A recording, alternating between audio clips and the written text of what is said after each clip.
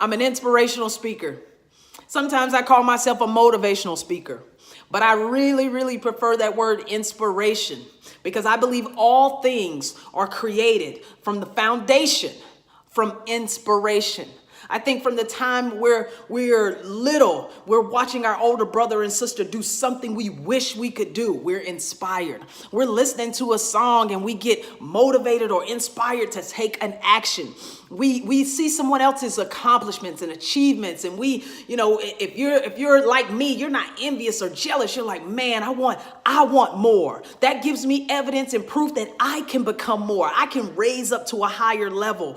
Everything is an inspiration. Someone's salary and bank account, the way someone stands on a stage and speaks inspires me. The way someone can stay and work on their craft and go into mastery mode on what they do, whether they're an athlete or whether they're a singer or whether they're an attorney or they're an incredible entrepreneur or somebody selling something on the internet. I'm watching everything and I'm so inspired. We all at some point are inspired by someone else, something else, and then we take action. That's how we're all connected as human beings. I'm not into hustle. I'm not into grind. I'm not. I'm that motivational speaker, that inspirational speaker that doesn't talk about that. Because I think every action has to be inspired action. Don't give me hustle hard and don't give me no grind that's not full of inspiration. That's required action. There's a difference in inspired action and required action. Required action is what the lady down at Waffle House is probably doing right now.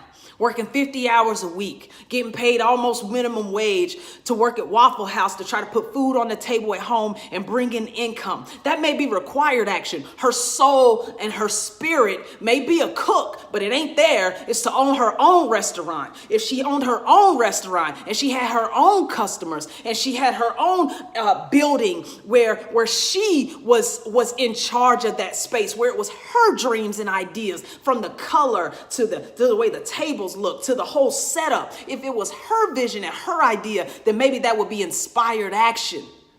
Understand the difference. And when you're working through an inspired place, a place that sets your soul on fire, there's no grind in that. There's no grind in that. That's joy.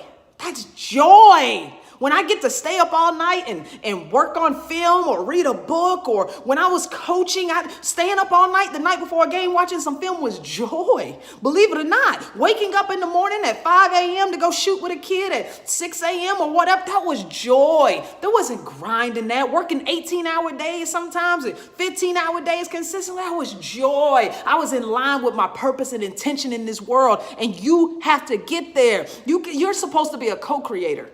We're co-creating.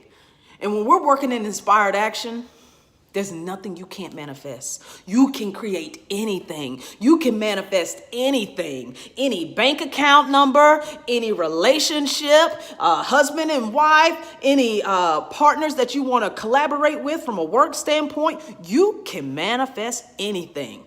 Get aligned with the things that inspire you, with the things that move you from the inside out, that challenge you to dream big, that elevate you to the highest level of yourself. Because once you get there, now you have the ability to help more people. Now you can use that and be generous. You can be generous with your elevated version of yourself, your empowered version of yourself. Go after it. Inspired action over a required action. Let's go.